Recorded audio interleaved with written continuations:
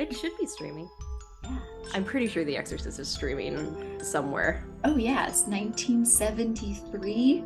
Now I want to watch it myself. Because now that we're talking about it, Exorcist 1973. Yeah. Hello, and welcome back to the Hello. Real Horror Show podcast. I'm your host, Samantha, joined as always by the Stormy Skies. Hello, listeners. The Exorcist is on Max.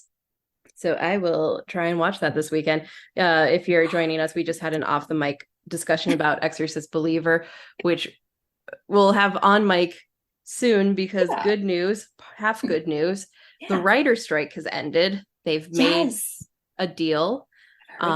They came out on top of the deal. They got, I think, pretty much everything they wanted, which is amazing, especially when it comes to AI. Studios agreed that AI is not a writer. And I just want to make it clear, AI will not get a writing credit and it cannot be used as a writer, as a replacement for writers, which they were going to have to agree to anyway, because Congress has put forth, or not even Congress, but the Copyright Office has said you can't copyright AI written works. So big win. Yeah. And like, I'm anti-AI in replacing writers, but I think it's a cool tool that I think writers should learn to use, not to replace our craft, but just to research, mold ideas. Like, it's coming whether we want it or not, so we might as well get on top of it. Mm-hmm. Yeah, absolutely. So all that's left is studios making a deal with SAG-AFTRA, which I think they're supposed to be meeting soon if they haven't already. And I think we have Drew Barrymore to thank for this, because she decided to continue with her talk show without her writers, or with scab writers at least. And the internet just fucking went in on her. So I think the studio, seeing someone who is generally beloved by the masses just getting fucking decimated, they were like, oh fuck, if they're doing this to Drew Barrymore, what are they gonna fucking do to us? Yeah, better watch yourself. So yeah, we're almost to a point where we can get back to talking about mainstream horror movies comfortably. But in the meantime, our next movie, as we said previously, will be the 1999 Japanese horror film Audition, which is it is not on Shudder. I mistakenly thought it would be on Shudder because it's on AMC Plus and they have a lot of crossover. It is, however, on Tubi. So excellent, perfect. We thank our Tubi overlords. Yeah, thanks to like literally everything I've watched for the past couple movies has been on that. For us. Thanks, Tubi. So Audition is a very important piece of Japanese cinema. It is featured in the book 1001 Movies You Should Watch Before You Die. Nice. So yeah, it'll be a great fucking time. And I do want to mention something about the last episode that I noticed while I was editing. I said the word iconic quite a lot. Nice. And I am sorry. Wait, in our last episode? In our last episode, I kept saying, this movie's so iconic. It's iconic. Like, I understand why it's iconic. Yeah, you do. Now that you mention it, I do remember that you said iconic a lot, but I like at the time, it didn't seem like a lot to me. I know. I'm sure you listen to it. It's a lot. We don't have a script. I just say the shit that's in my head. Dude, that's fine. I mean, it is iconic, so it's not like you're saying the wrong thing. It's completely correct. I do think we're starting to overuse that word a lot as a society. The jeans you bought at Old Navy are not iconic. but something like Ringu is iconic to the horror genre. Yeah, it is. But speaking of Japanese media, how far did you make it in Death Note? You said you were going to watch a bunch of episodes. I did. I watched a bunch of episodes last night. So I started watching at about 8:30. And I was on episode 4 when I left off the last time. And I watched up until episode 8. So I'm on episode 8 now. Awesome. And yeah, the last thing that happened is we now have seen the face of Elle. Yes. And it's so funny because like now that I see Elle, I am like thinking about all the like fucking t-shirts at Hot Yeah. Topic that had him on it with like he's like crouching Yeah. and shit with his like big eyes and his hair, and I'm like, oh my god, that's who that is. So Yeah. like, yes, L. We had a lot of L shirts. And now you get it. Yeah, now I get it. L. Why he's so popular with the Hot Topic anime girlies. He's because he just looks like a little emo. Yeah, he's a dirty little emo boy. Emo boy with no shoes, and he like doesn't sit on his butt. He like sits on his heels, and he has like big black spiky hair and big black eyes and black bags under his eyes because he just drinks coffee with lots and lots of sugar. And he's like also very smart and the best detective of all time. And I don't know what his age is. I'm guessing it's pretty young. Yeah, I think he's fairly young. He's older than Light, but not old enough for it to be noticeable. Yeah, he looks like a young person. But so we've met him, and then we have also Light is now starting to kill people who aren't bad guys. He's just killing people who are onto him. Yeah, so you're at episode 8, so you saw the tragedy that is Ray Penbar and Naomi Mizora. Yes, so Ray Penbar. And are they Americans? So are they supposed to be Americans? I believe Ray Penbar is at least born in America, might be half Japanese. Well, I have the wiki open right now. I could see if they mention that. But Naomi is Japanese and she's from Japan. It's mentioned that she tagged along because they were going to use this mission as an excuse to also go visit her family before their wedding. Yes. And so he has killed Ray Penbar, and then he also has killed the girl, Naomi. Yes, according to fandom.com, he is American, though his mother is Japanese. Got it. Okay. Hi, Pepper. Yes, so they are both dead. And I was like, damn, Light. Yeah. Which, for anyone who's a fan of Naomi Mizora and wants more of her, I think there is a light novel about a case that she worked on with Elle. I can't remember the name of it, but it's kind of a prequel to the Death Note series. Oh, cool. So yeah, she did talk about working with Elle and stuff. And yeah, so but that happened, and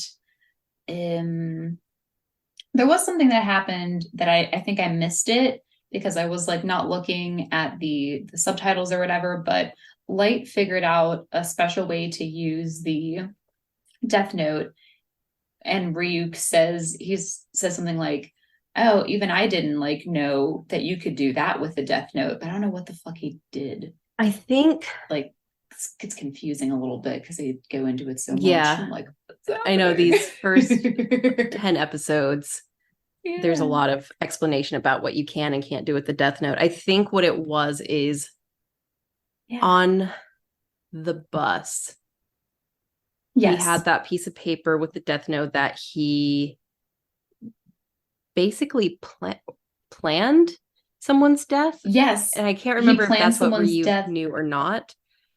But actually, no. And he touched it. What it is, I think I know what it is. Okay, so he tore out a piece of paper and he gave that piece of paper before killing Ray Penbar. He gave it to him with just these blank slots where he was supposed to write the names of the people investigating in Japan, the FBI agents investigating in Japan. Because in the Death Note, you can write a cause of death and leave the name blank for up to like 19 or 20 days before it becomes invalid. And as long as you write the name with the cause of death before then, it'll happen. Okay. So I think that's what Ryuk is referring to. Okay, interesting. Okay, well, cool. Yeah, so I did see that happen. And that is how he killed all the FBI agents too. Yeah. So I'm like, Jesus, there's gonna be nobody left. So we're officially entering the is Light actually a good guy? And the answer has always been no. No. Light is acting like a fucking psychopath.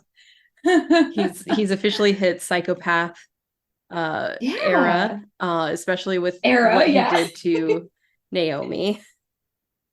Yeah, that was pretty messed up. I was like, wow. Damn. But he is very clever and was able to deceive her at the last minute, Mhm. so he didn't get caught.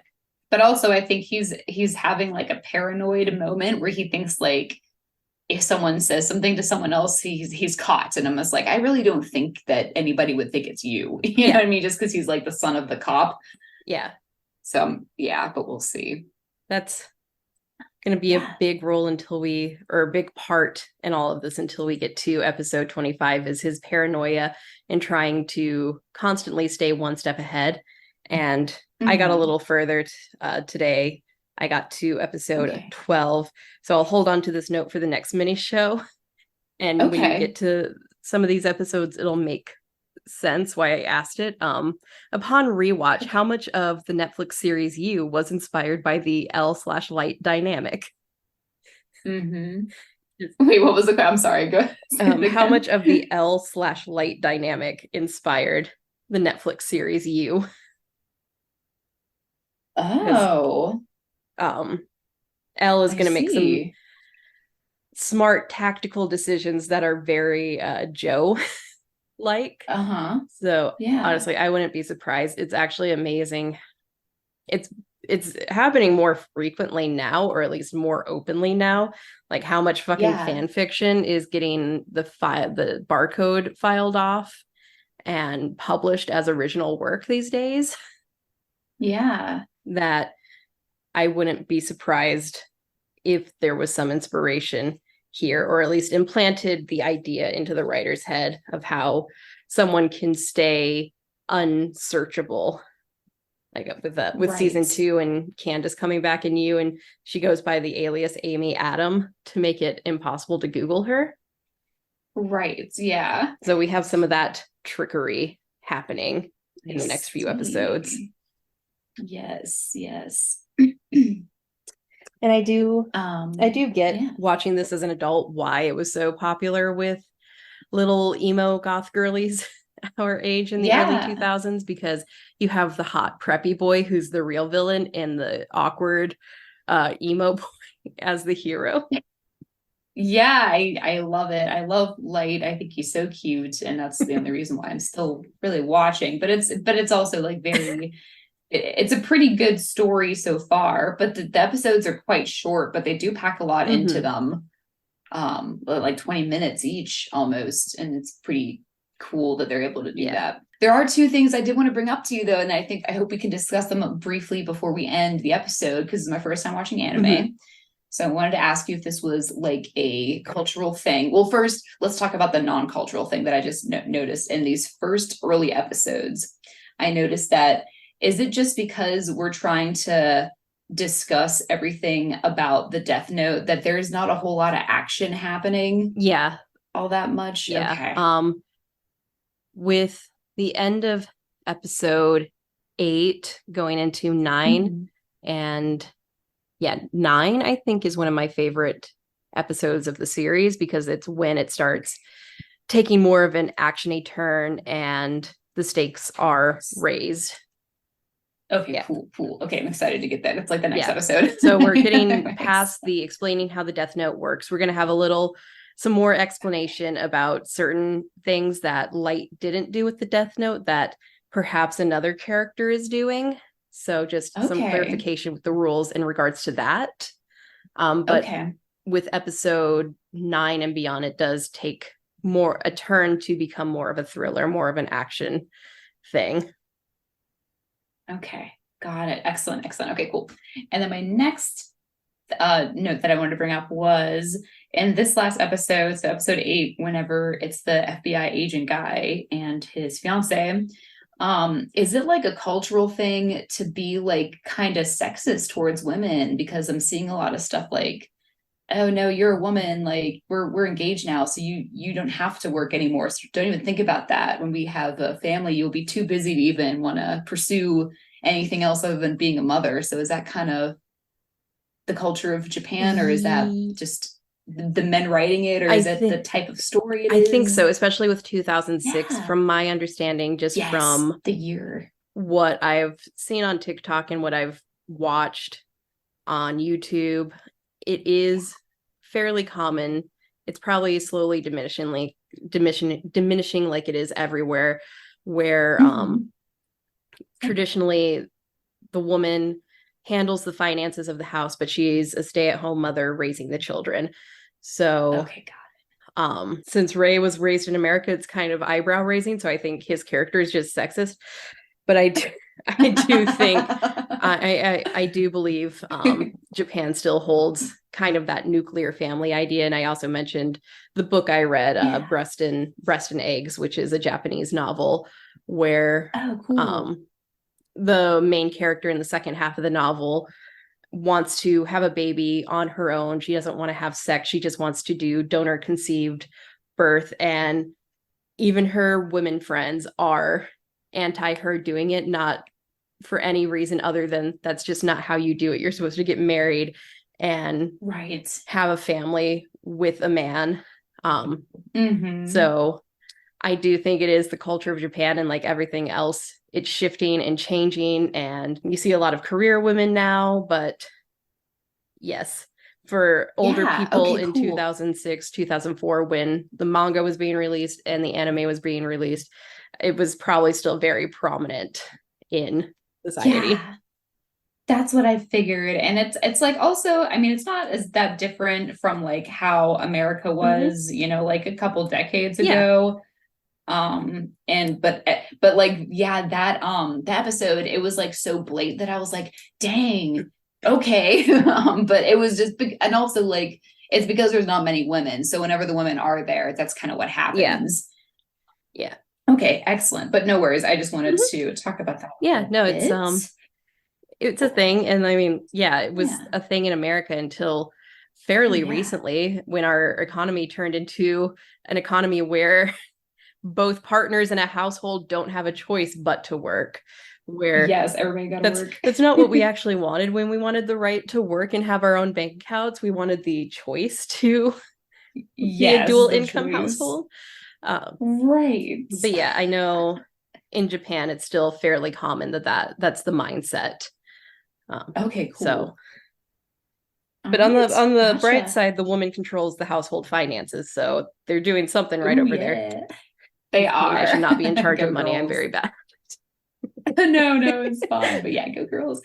All right, sweet. So that is that. So yeah, apart from that, I will continue to watch the more episodes. I'll try to get through as many as I can every sitting. Yeah. Just so we can get through it. And then I'll also watch Audition on Tubi. And I'm feeling very spooky about that. And hopefully I can like get away from my regular routine and maybe go to the movies. I really want to see Spa 10 like shit. But also I'm the kind of person that's like, well, I have to watch all of the other ones first again just to refresh myself. But I want to. It's a lot. And if you're going to a Regal, while supplies last, and they probably won't last long because we bitches love our pumpkin spice. They have a pumpkin spice dipping sauce for their churros. Ooh, that sounds delicious. I had it last night was it delicious? It was very good. More caramelly than pumpkin spicy, but still like delicious. Delicious. Yeah, absolutely. And I also like, I'm glad that you brought that up, Sam, because I wanted to like make a note that like, if someone likes pumpkin spice lattes, like that's okay. It's okay to like that. Yeah. Okay. I just want everybody just needs to like what they like. I agree with you. Because I feel like we're still hating on people who like pumpkin spice lattes, and it's like a whole like not a label, but it's almost like a caricature of a person. And every person that likes pumpkin spice has to be like a preppy, crunchy granola person. But actually, me and Sam are hardcore goths. Yeah, we send each other we send each other the pumpkin spice release date, because that's the true harbinger of fall. It doesn't matter if it's still 90 degrees out. When Starbucks announces the date they start serving pumpkin spice, that is when you switch over to your fall wardrobe. I don't care if it's 90 degrees. I don't either, because that's actually that's the date that it happens. So Sam and I are on the same wavelength, and we understand that that's our fall, and we love pumpkin spice lattes, but we also love horror movies. And so I hope people can just try to understand. Yeah. On this topic, quickly before we wrap up, have you gotten the pumpkin muffin that Starbucks always has, the pumpkin cream cheese muffin? I've had that a long time ago, but I haven't had one recently. Have you? I've gotten them recently twice, and I think they're skimping on the cream cheese now. It used to be like a nice little ratio. A lot of it in the middle. A lot of it in the middle. It's like a quarter size now, and I'm very upset about it. Shit. That I would be upset too, because like sometimes it's really dense to eat a muffin like that, and so you need that cream. And like I always save my muffin tops for last. I eat the crappy bottom first because it's a little dense and dry, but then you get to the muffin top with that beautiful cream cheese center, and it's delicious. And it's delicious. It's just so small now that it's pointless. It's pointless, and you actually are disappointed and not satisfied with your snack. So yeah. Fuck. Well, thanks, Sam. I'll probably not order one of those when if you can, because they're constantly sold out at my Starbucks. I don't know if it was a wall supplies last thing. They have a baked apple croissant this season, and it is constantly sold out. So if anyone out there can get their hands on one, please tell me how it tastes, because I really liked their they had a plum and cream cheese one for Christmas last year. That was delicious. That sounds amazing. I bet the apple one is delicious too, because it's an apple croissant. How can you go wrong? I know. Okay, well, next time I'm at Starbucks, I'm going to try to get that if it's available, and then I will let I just need to know someone in my life can get one. Yeah, that it's not just like a fever dream and it doesn't actually exist. Yep. No, yeah, I'm going to try to get one. I'm going to try Sam. So that's my mission, along with seeing the movies and watching the show. But yeah, it's October, so I feel inspired. Hell yeah. Yeah. Very cool. All right. That's all I have. That's all I have. Cool. Well, bye, listeners. See you next time. Watch Audition. Yeah. Bye. Bye. Bye.